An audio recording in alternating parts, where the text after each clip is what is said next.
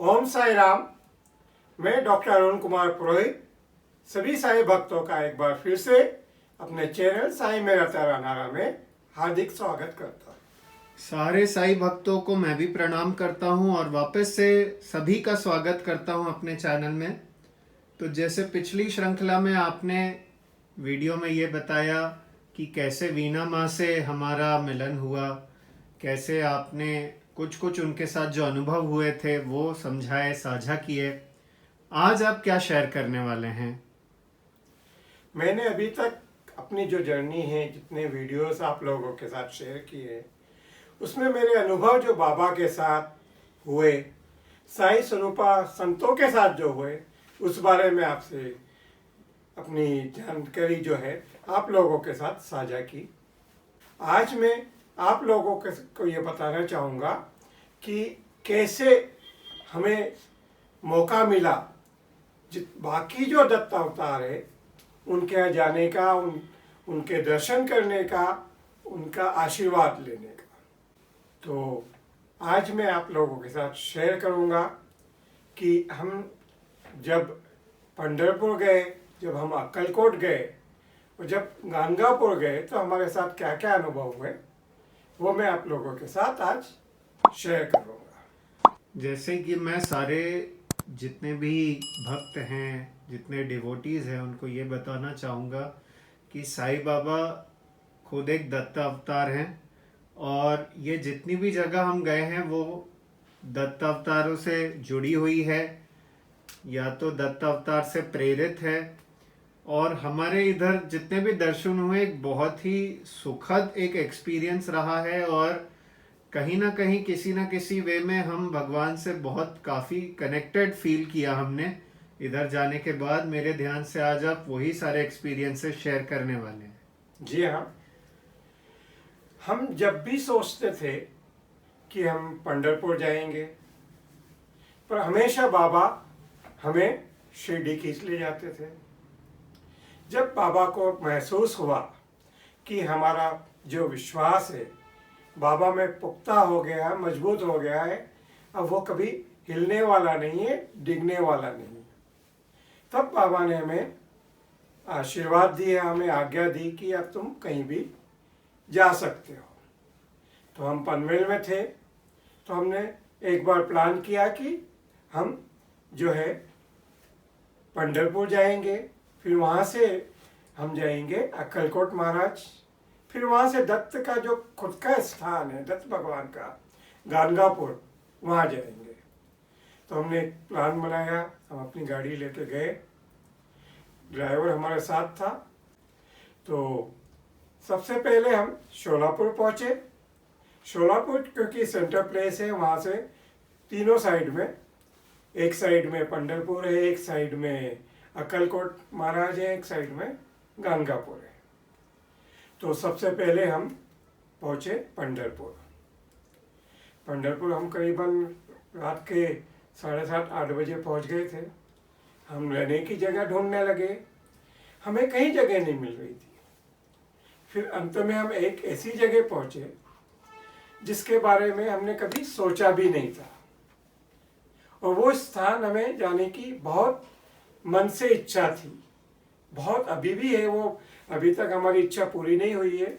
वो जगह थी जो है गजानन महाराज की संस्था ने वहाँ पे एक बहुत बड़ा इस्टेब्लिशमेंट से सेटअप किया हुआ है पंढरपुर में, जहाँ भक्त जाके रह सकते हैं। जो है गजानन महाराज का मंदिर भी है और कमरे बने हुए हैं जहाँ भक्त जाके रुकते हैं।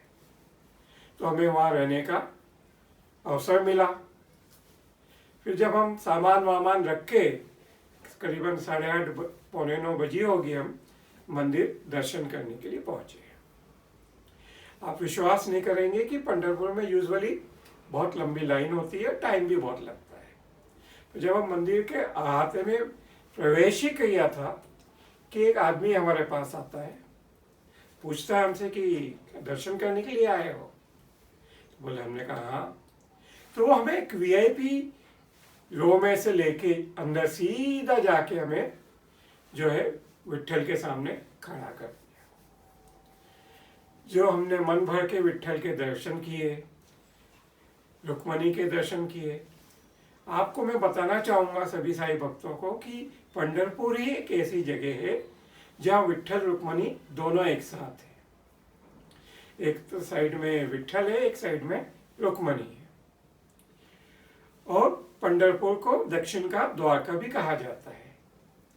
तो कृष्ण से तो हम लोग जुड़े हुए थे, बाबा के साथ साथ कृष्ण से भी जुड़े हुए थे। हम उज्जैन के रहने वाले हैं, तो उज्जैन में शिव भी है, महाकाल भी है, तो सांदीपनी आश्रम भी है जहाँ कृष्ण ने अपनी शिक्षा ली थी। तो हम पंढरपुर में वहाँ में जो है विठोबा के बहुत अच्छे से मन भर के दर्शन हुए, रुक्मणी के बहुत अच्छे से दर्शन हुए। हम बहुत देर तक वहाँ मंदिर में बैठ के, प्रांगण में बैठ के दर्शन लाभ लेते रहे। दर्शन करके वापस आ गए हम, अपने रूम में आ गए, वहाँ रुके। सुबह हम जो है नदी किनारे गए, वहाँ पे नदी भी है पास में, वहाँ गए। आते समय हमने विठल रुक्मणी का फोटो खरीदा जो हमारे घर में अभी भी है। उसमें से विभूति भी बहुत बार आई, विभूति से भर जाता था वो। तो हमें विठल रुक्मणी का आशीर्वाद हमेशा मिलता रहा। फिर हम आके जब जहाँ रुके हुए थे गजानन महाराज के संस्थान में, वहाँ पे हमने खाना भी खाया। जो प्रसाद वहाँ पे मिलता है गजानन महाराज के यहाँ पे शेगांव में, वही प्रसाद वहाँ पे भी हमें खाने को मिला। वहाँ उनका मंदिर भी है गजानन महाराज का, वहाँ भी दर्शन किए। तो हमारी जो है मन की इच्छा पूरी तरह से पूरी हो गई। और उसके साथ एक और जो बात मैं आपको बताना चाहूँगा कि हम जब वहाँ पे पहुँचे, सुबह ड्राइवर ने आके बोला कि साहब गाड़ी चल नहीं रही, कुछ प्रॉब्लम है। तो गाड़ी खराब हो चुकी थी। तो हमने ड्राइवर को बोला कि जा भाई तो गाड़ी को ठीक करा के आ। तो वो 3-4 घंटे उसको ठीक करने में लगे। आप मानेंगे नहीं, यदि गाड़ी रास्ते में खराब होती तो हम पंढरपुर नहीं पहुंच पाते। तो मन में एक अविश्वास सा हो जाता, कुछ शंकाएं आ जाती कि भाई इच्छा नहीं थी, मतलब हमारा बुलावा नहीं आया था, ऐसा नहीं। पर क्योंकि हमें आदेश मिला था, विठोबा ने बुलाया था, तो हमारे पहुंच गए अच्छे से। वहीं जाके गाड़ी भी खराब हुई, सब कुछ मतलब बहुत अच्छे से हो गया, गाड़ी ठीक हो गई। हम फिर वापस गाड़ी से शोलापुर आए। शोलापुर में फिर नेक्स्ट डे हम जो है अक्कलकोट के लिए निकले। अक्कलकोट की जो गद्दी है जहाँ अक्कलकोट महाराज की, सबसे पहले हम वहाँ गए। वहाँ पे एक उनका बहुत बड़ा एस्टेब्लिशमेंट है जहाँ बहुत सारे रूम्स बने हुए हैं जहाँ रहने का इंतजाम है। पर उस दिन आप मानेंगे नहीं कि उस दिन क्या हुआ कि हमें कहीं जगह नहीं मिली। वहाँ पे जो स्थान था वहाँ तो बिल्कुल हाउसफुल का बोर्ड लगा हुआ था। हमने बहुत उनसे रिक्वेस्ट की, बोले नहीं साहब आपको कहीं बाहर भी हम रखने के लिए हमारे पास जगह नहीं है। वो ऐसा हुआ क्योंकि उनके एक दत्तक पुत्र थे, उनका उस दिन जो है अभिषेक था, तो जिसके कारण बहुत भक्त लोग आए हुए थे, तो कहीं कोई जगह नहीं थी। हम वहाँ से आए, गांव में आए। गांव में जितनी होटल्स थी सब जगह हम जा जाके मिल के आए, पर कहीं हमें रहने की जगह नहीं मिली।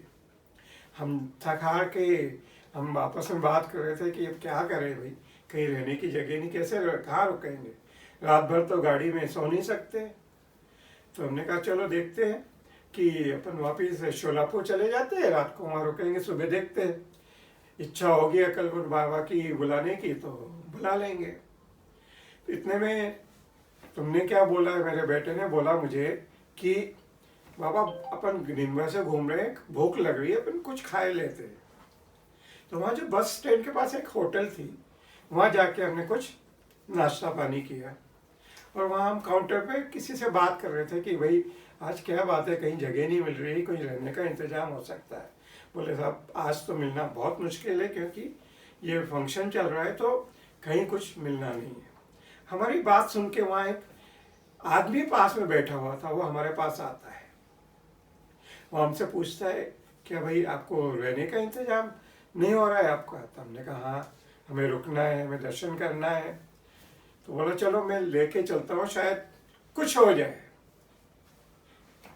महाराज की इच्छा हो जाए, अक्कलकोट महाराज की, तो कुछ न कुछ इंतजाम हो जाए। आप मानेंगे नहीं, हमें लेके वो कहाँ गया? वो हमें लेके वहाँ गया जहाँ खुद अक्कलकोट महाराज रहते थे। वहाँ पे अभी उनके जाने के बाद उनके जो मेन पुजारी है वहाँ रहते थे, तो वो हमें लेके उनके पास गया। हमने उनसे बात की कि हमें रहने के लिए स्थान चाहिए, तो उन्होंने कहा बिल्कुल आप रुक जाइए, ऊपर एक कमरा खाली है, वहाँ आपको हम रहने का इंतज़ाम कर देंगे। फिर ड्राइवर का रहने का भी इंतज़ाम कर दिया। फिर हमने सोचा कि भाई जो आदमी लेके आया उसको कुछ बख्शिश वगैरह दे दे या उसको थैंक यू तो बोल दे कि भाई आज उसने ऐसी मुसीबत की घड़ी में हमारा साथ दिया, हमारे रहने का इंतज़ाम किया। तो हम क्या देखते तो वो कहीं हमें नज़र ही नहीं आया। हमें लगा कि खुद अक्कलकोट महाराज जी हमें लाके यहाँ छोड़ गए। तो एक सुखद अनुभव जो की शुरुआत हमें अक्कलकोट में हुई। फिर जब हम रात को सब खाना वाना खाने के बाद उनसे पुजारी जी से बात कर रहे थे, तो उन्होंने कहा आप चिंता क्यों करते हैं, आप सुबह आ जाइए, मैं आपका अभिषेक भी करा दूंगा। तो आप मानेंगे नहीं कि जहाँ अक्कलकोट महाराज ने समाधि ली थी वहीं उन्होंने हमसे अभिषेक कराया। तो कहाँ तो एक जगह ये था मौका कि रहने की जगह नहीं मिल रही थी, कहीं वापस हमें जाने का मौका लग रहा था कि अब हम हमें दर्शन नहीं हो पाएंगे। पर अक्कलकोट महाराज की कृपा देखिए, बाबा ने भेजा था तो दत्त की भी कृपा थी, बाबा की भी कृपा थी, तो हमें बहुत अच्छे से दर्शन हो गए, अभिषेक हो गया, सब कुछ करके हम वापस शोलापुर आए। फिर हम नेक्स्ट डे जो है हमने गाणगापुर जाने का प्रोग्राम था। गाणगापुर के बारे में बता दूं कि ये दत्त भगवान का स्थान है, जहाँ दत्त भगवान ने दीक्षा ली थी, जहाँ उनको ज्ञान प्राप्त हुआ था। वहाँ एक कल्प वृक्ष भी है जिसके नीचे बैठ के दत्त भगवान को ज्ञान प्राप्त हुआ था। वहाँ नदी है जहाँ संगम है, उसमें स्नान करने से आपके सभी पापों का नष्ट होता है। जैसे कि इलाहाबाद में जो संगम का जो पुण्य है लोगों को मिलता है, वही पुण्य वहाँ पे आप यदि स्नान करो तो आपको वहाँ भी मिलता है। तो हम वहाँ सीधे गए, हमने नहाए, गंगा संगम में स्नान किया। करने के बाद हम जो है गाणगापुर के मंदिर में आए। अब गाणगापुर के बारे में आप एक खास बात मैं सभी भक्तों को बताना चाहता हूँ कि वहाँ 12 बजे जो है दत्त भगवान का जुलूस निकलता है, प्रोसेशन निकलता है नगाड़ों के साथ। उस समय क्या होता है कि जिस किसी भी इंसान पे कोई बुरा साया हो, किसी प्रेतात्मा का साया हो, कोई भूत हो, चुड़ैल हो, कुछ भी जो लगा होता है वो उस समय निकल के उनके शरीर से बाहर आती है। तो हमने खुद ने अपनी आंखों से देखा कि जब वो जुलूस निकल रहा था तो लोग खंबे पे चढ़ रहे थे, 10-10 फीट ऊपर चढ़ गए, कोई 6-6 फीट ऊपर जंप लगा रहे हैं, कोई जोर जोर से गर्दन घुमा रहा है। मतलब ऐसा तो हम कभी सोच भी नहीं सकते कि नॉर्मल आदमी कभी ऐसा कर सकता है। तो जब प्रोसेशन खत्म होता था तो सब कुछ लोग नॉर्मल हो जाते थे। तो उसका जो अपना एक महत्व है वो देखने लायक है। वो मतलब अनुभव आपको शब्दों में आप व्यक्त ही नहीं कर सकते। वो आप जब तक खुद नहीं देखेंगे तो आप वो उसकी फील ही आपको नहीं आ पाएगी। तो वहाँ पे जो जिनको भी बुरी आत्मा पकड़ लेती है, जो भूत पेट पकड़ लेते हैं, उनको वहाँ पे लेके जाते हैं, तो वहाँ पे उनका जो प्रॉब्लम का सॉल्यूशन मिलता है। फिर हमने दर्शन किए, वहाँ बाहर प्रांगण में ही बैठे थे कि एक व्यक्ति आता है, उसके हाथ में एक बहुत सुंदर दत्त भगवान का फोटो रहता है। वो आके सीधे मेरी वाइफ को देता है कि ये देख, ये लीजिए, आपका दत्त भगवान का फोटो है, आप रखिए, अपनी पूजा में रखिए। फोटो हमें हमारे पास हमेशा रहा, हम अपनी पूजा में रखते हैं। तो हमें दत्त भगवान का भी आशीर्वाद मिल गया। जब हम सब पूजा वूजा करके बाहर आए तो आपको एक और जो इम्पोर्टेंट बात मैं गंगापुर की बताना चाहता हूँ, जो सभी भक्तों के लिए बहुत इम्पोर्टेंट है। वो ये है कि गंगापुर में आप खरीद के खाना नहीं खा सकते। आपको 5 लोगों से भिक्षा मांग के ही खाना मांगना पड़ता है, वही खाना आप खा सकते हैं। उसके पीछे का सबसे बड़ा लॉजिक ये है कि जब आप भिक्षा मांगते हैं तो आपके अंदर का जो अहम होता है, जो ईगो होती है, वो बिल्कुल खत्म हो जाती है। आप भिक्षुक बन के खड़े होते हैं, मतलब आपका खुद का कोई वो ही नहीं रहता, मतलब आप टोटल सरेंडर हो जाते हैं।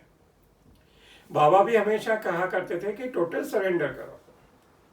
तो जब यदि टोटल सरेंडर करोगे तो मेरा आशीर्वाद तुम्हें पूर्णतया मिलेगा। तो जिसे मधुकरी बोलते हैं, उस जो भिक्षा मांगने की प्रक्रिया को मधुकरी बोलते हैं। तो हमने भी 5 लोगों से भिक्षा मांगी, उनसे लेके हमने खाना खाया। हमने जो खाना खरीदा था वो हमने लोगों को भिक्षा में दिया, लोगों को बांटा। और दूसरी सबसे बड़ी इम्पोर्टेंट बात जो है वो ये है कि जो लोगों का कहना है कि आप जब भिक्षा मांगते हैं तो किसी न किसी रूप में दत्त भगवान आपको आके आशीर्वाद देते हैं, भिक्षा देते हैं, वो उनका आशीर्वाद है। तो एक नया जो हमें जीवन में एक नया पाठ सीखने को मिला कि भाई आप कुछ भी करो, अपनी ईगो को कभी भी ऊपर मत आने दो, हावी मत होने दो। अपनी ईगो को हमेशा खत्म कर दो, पूर्णतया समर्पित हो जाओ अपने गुरु में, अपने ईश्वर में। तभी आपको उनका पूरा फल मिलेगा, उनका पूरा प्रोटेक्शन मिलेगा। तो हमारी ये जो यात्रा थी तीनों जगह की, वो अविस्मरणीय थी। उसके बाद हमें 2-3 बार और भी पंढरपुर जाने का मौका मिला, हम जाके आए। पर जो है दत्तावतार का जगह जाने का हमें आज मौका मिला, उनके आशीर्वाद मिले, हमारा तो जीवन धन्य हो गया। जैसा आपने सारे एक्सपीरियंसेस बताए, मैं उम्मीद करता हूँ कि सारे जितने डिवोटीज हैं इनको सुन के बहुत अच्छा लगा होगा दत्त अवतार के बारे में और जानने का, और सुदृढ़ एक्सपीरियंसेस एक साईं भक्त के द्वारा सुनने का। आने वाले एपिसोड में आप क्या शेयर करने वाले हैं? आने वाले एपिसोड में मैं आपको बताऊंगा कि जो कोविड का टाइम जो निकला है अभी, उसमें कैसे एक चमत्कार हुआ मेरी सासू माँ के साथ। वो कैसे मौत के मुंह से वापस आई, उस बारे में मैं आपके साथ अपने अनुभव शेयर करूँगा। जब तक आप हमसे जुड़े रहिए, हमारे वीडियो को लाइक कीजिए, शेयर कीजिए, सब्सक्राइब कीजिए और बाबा का नाम लेते रहिए। मैं जल्दी ही वापस लौटूंगा। ओम साई राम।